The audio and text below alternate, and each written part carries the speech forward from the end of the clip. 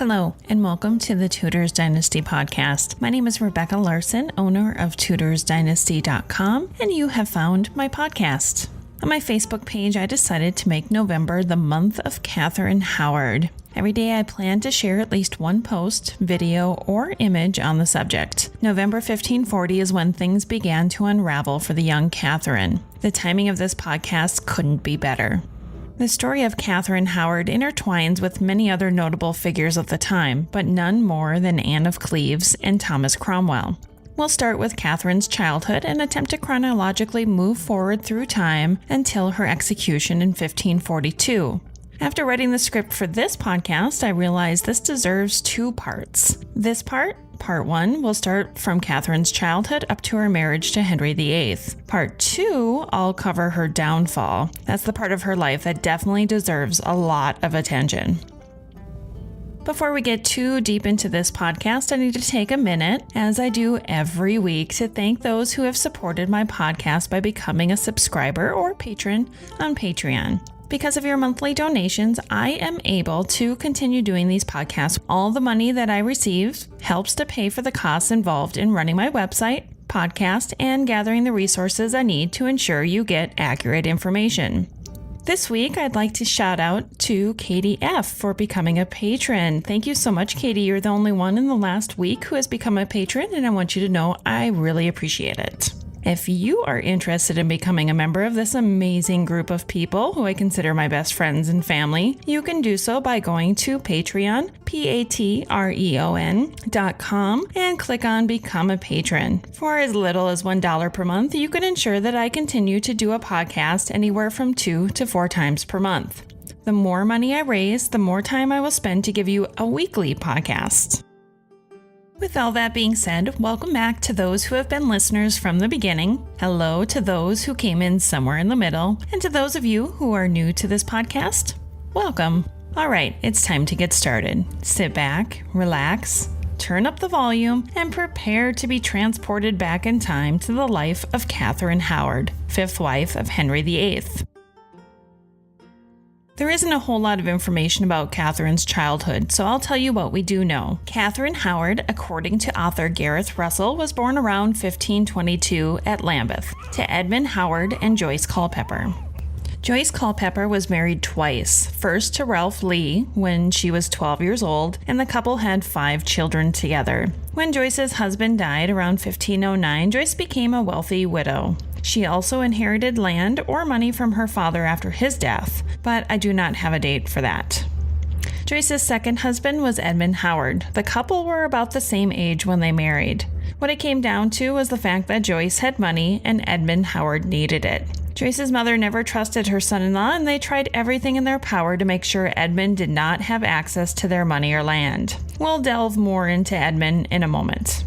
The 5 half-siblings Katheryn had by her mother's first marriage were John, Ralph, Isabel, Joyce, and Margaret Lee. We'll hear about Isabel a little later on in the story. Katheryn's full siblings were Henry, Charles, Margaret, and Mary. Joyce Culpeper died around 1528 or 1529 and left behind a husband and 10 children.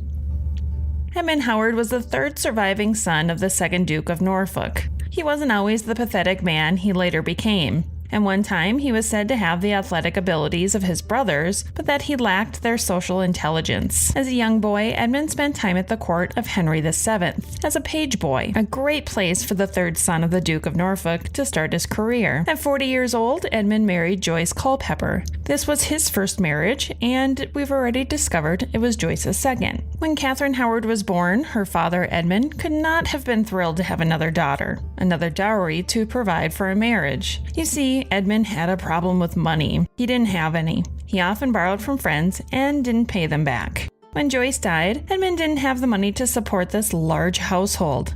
The elder daughters of his late wife, Isabella and Margaret, as well as his own children, Charles, Henry, George, Katheryn, Margaret, and Mary, were all still living in his house. Katheryn's eldest half-brothers, John and Ralph, had moved out when Katheryn was a small child. John had inherited a manor in Stockwell from his grandfather, and Ralph had a trust fund to help pay for his schooling to become a lawyer in London. Katheryn's half-sister Joyce was also married and out of the house. Keeping all of this in mind, when Edmund Howard wrote a letter to Wolsey asking for financial assistance, he mentioned that he had 10 children to support, when we now know that he definitely did not. As author Gareth Russell states, quote, "Debt seldom stimulates a compulsion towards honesty," end quote. Isn't that the truth? Edmund Howard, being of the Howard clan, behaved as though he resented being from such a notable family. He claimed that his money problems could not be solved by getting another job.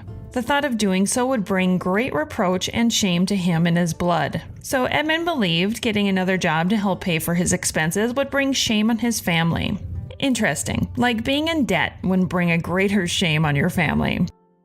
After the death of his first wife Joyce, he married again to the not-so-kind but wealthy widow Dorothy Troyes. We know she wasn't so kind when we look back at the letter that Edmund wrote to Honor Grenville, Lady Lisle. If you follow my website and Facebook page, you already know this story, but for the rest of you, get ready to laugh.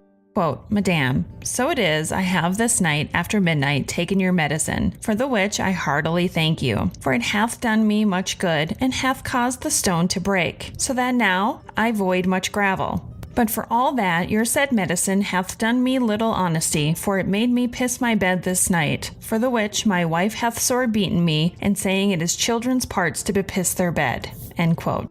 Okay, so let's talk about his wife Dorothy and the fact that Edmund states in the letter that she beat him and scolded him for wetting the bed. The poor guy had kidney stones and accidentally wet the bed. What kind of wife would treat him that way? On the other hand, I get the impression that Edmund liked to play the victim in his life, especially if we look at the times that he complained about being a Howard and how hard it was to be part of such a prestigious family. Luckily for Edmund, his marriage to Dorothy did not last long, since there is evidence that she made out her will in 1530. When Edmund's niece, Anne Boleyn, was Queen of England, she was able to assist her hapless uncle by getting him a position as Comptroller of Calais. The timing was perfect for Edmund to leave the island and cross the channel to get away from his debt collectors. It was at some point after Edmund got the position in Calais that his household was broken up in England and his daughter, Margaret, was married to Thomas Arundel, while his stepdaughter, Isabel, was married to Sir Edward Baynton. The rest of the children who were still in his household were at the age where they could continue their education in another family's household. Katheryn and her brother Henry were invited to become wards of the Dowager Duchess of Norfolk. Edmund Howard married again for the third time in 1537 to a lady by the name of Margaret Mundy. Then, in 1539, before he could see his daughter become Queen of England, Edmund Howard died. Imagine how his life would have improved, or maybe he would have gotten himself into hot water and been executed. We'll never know. Here's another quote by Edmund that sums up his life. Quote, "If I were a poor man's son, I might dig and delve for my living." End quote. Instead, Edmund found himself with few friends and beaten by the world. Katheryn Howard arrived at Chesworth House, south of Horsham, in 1531, and her life would never be the same. Most have assumed that Katheryn was not educated in the household of the Dowager Duchess. However, it does appear that she was able to read and write. Katheryn was most definitely better educated than most English women, but because she could read and write does not mean that she was educated, especially not like her cousin, Anne Boleyn. The Dowager Duchess had many young women in her household. If you compare it to today's standards, it would be similar to having a handful or two of teenage girls together in a large room. The girls were actually housed in an attic dormitory, or maiden's chamber, as it was called, while the young men were housed in a separate area. It would only be a matter of time before trouble ensued. Such was the case in this household. There were also young men in the household. We all know what teenage hormones are like, so it's understandable that at night, one of the girls, whether it was Katheryn or another girl, would sneak into the bedroom of the Dowager Duchess and steal the key to the dormitory. Once they received it, they could unlock the door to allow the young men to enter their room. Now, before we go too far into that part of the story, let's discuss Katheryn's so-called relationship with her music tutor, Henry Mannix. Mannix and Katheryn were flirtatious with one another, and it is believed that the two had secret meetings with one another. There was kissing between the two, and Mannix later said that they had not slept together, but that he had seen her private parts. It is believed that Mannix fell in love with the young Howard girl, who was much above his own standing, and that others had noticed. For Katheryn, being with Mannix made her feel grown up and protected. She thought she loved him as well. Unfortunately for the couple, one of Katheryn's roommates, Mary Lassell, approached Mannix and told him his relationship with Katheryn was inappropriate. What she didn't say is that she also had a crush on him, so there may have been some jealousy on her part as well. Mary warned Mannix that he would never be able to marry Katheryn because she came from such a noble house and the marriage would never be approved. Mannix, the pig that he was, responded by saying, quote, "Marry her? My designs are not quite so honorable, and from the kisses the girl allows me, I shall soon achieve my purpose," end quote.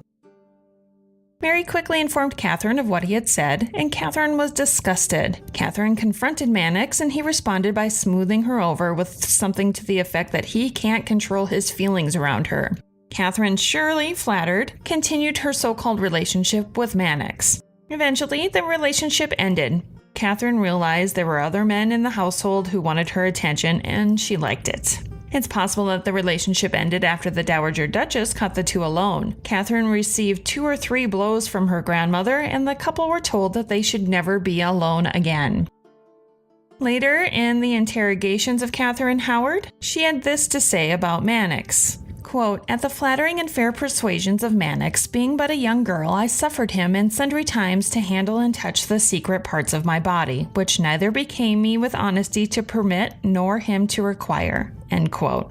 It wasn't long after the relationship with Mannix ended that Katheryn fell in love with Francis Derham, a more serious candidate for her hand since he, unlike Mannix, had sufficient status and wealth to marry Katheryn. Derham was an usher for the Dowager Duchess, and like Mannix, was older than Katheryn. Derham frequently visited the girls' dormitory at night and most definitely consummated his relationship with the young Katheryn. Derham always claimed that he considered them married or pre-contracted. They called one another husband and wife.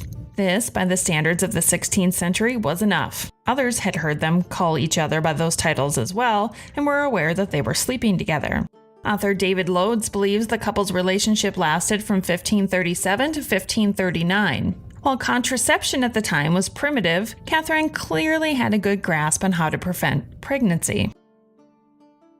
Henry Mannix became very jealous of the couple and wrote an anonymous letter to the Dowager Duchess to inform her of the goings-on at night in the dormitory.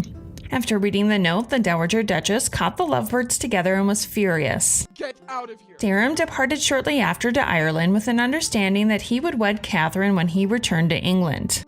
Little did he know that by the time he returned, everything would have changed for the couple. While Francis was in Ireland, Katheryn moved closer to court, staying at her uncle's house, the Duke of Norfolk. This is when she met Thomas Culpeper. Thomas was a gentleman of the King's Privy Chamber, and he was also a distant cousin to Katheryn through her mother. His position at court was considered very important since it allowed him personal access to the king. Katheryn fell deeply in love with Thomas. Eventually, Katheryn was welcomed to court as a lady-in-waiting to the Queen. It was while she was a lady-in-waiting to Anne of Cleves in March 1540 that she caught the eye of King Henry VIII. The king had been invited to dinner at the home of Bishop Gardiner on the River Thames, and he graciously accepted. It was while the king was watching the dancers that he noticed the young, auburn-haired Katheryn Howard smiling, laughing, and dressed in the French fashion. It wasn't long after the event that Henry began showing more interest in Katheryn. Once the king eyed you, there was no going back. There was nothing she could do but accept his advances. At this time, she was still in love with Thomas Culpeper, but adored the attention that the king gave her, along with the prospect of becoming Queen of England. The king was attracted to Katheryn's beauty and youthfulness, and of course, he believed she was a virgin, unlike his current wife, Anne of Cleves. Henry and Anne of Cleves continued playing the part of husband and wife for the first few months of their marriage, with only the king's closest advisors knowing his true intentions. Thomas Cromwell had been Henry VIII's closest advisor since the downfall and death of his predecessor, Cardinal Wolsey. Cromwell had the king's ears in all matters and pretty much was running the show. When the Cleves marriage backfired, Cromwell was rightfully concerned about his position with the king. However, in April 1540, Henry raised Cromwell to the earldom of Essex. He also created him Lord Great Chamberlain. From an outsider's perspective, this looked as though Cromwell was safe from the wrath of the king. The plan was already in motion because Henry wanted out of his marriage with Anne so he could be with Katheryn Howard, and if Cromwell could not do it, then he would find someone who could. But in the meantime, he'd make Cromwell believe he was still his closest advisor. This is how Henry VIII worked. By the 24th of April, 1540, Henry gave Katheryn Howard land seized from a felon, and a few weeks later she received an expensive gift of quilted sarcenet. It is possible that their relationship was consummated around this time because this is when Henry was urgent to annul his marriage to Anne of Cleves. With Katheryn, the king believed he was getting all that he couldn't have with Anne of Cleves.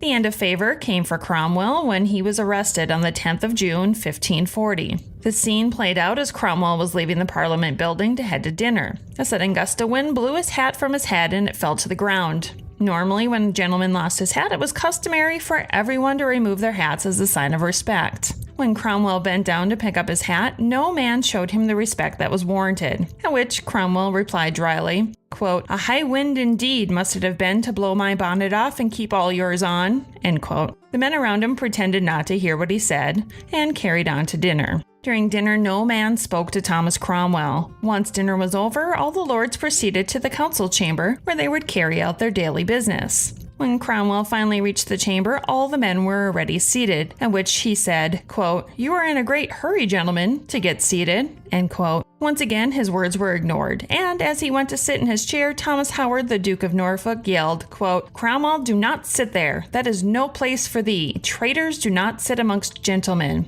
end quote. At this point, Cromwell was furious with the treatment and said, quote, "I am not a traitor," end quote. And as he spoke those words, the captain of the guard entered the chamber and arrested him. The arrest of Thomas Cromwell was a shock to many. He had been the king's closest advisor for many years. Unfortunately for Cromwell, his downfall was greeted with much happiness all over England, for there were those who believed the absence of Rome in their life and the dissolution of the monasteries were solely his fault. They felt that he finally got what was coming to him. For Henry VIII, it allowed him to continue to move forward with his divorce from Anne of Cleves, the awful marriage that was Cromwell's idea. Now Henry was a step closer to being with Katheryn Howard.